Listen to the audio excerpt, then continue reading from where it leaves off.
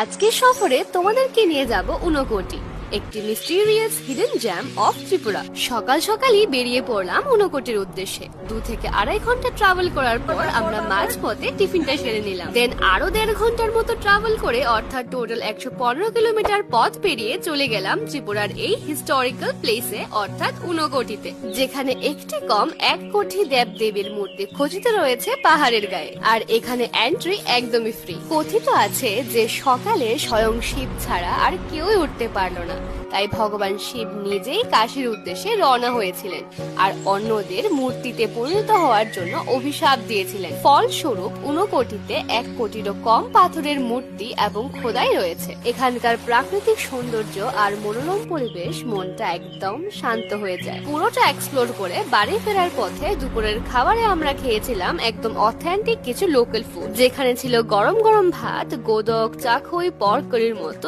Super delicious কিছু food item. আমার এই মিনি ভ্যাকেশনটাকে তো আমি অনেক এনজয় করেছি। তোমরাও তোমাদের নেক্সট ছুটির দিনটাকে প্ল্যান করে ফেলো ঊনকোটিতে।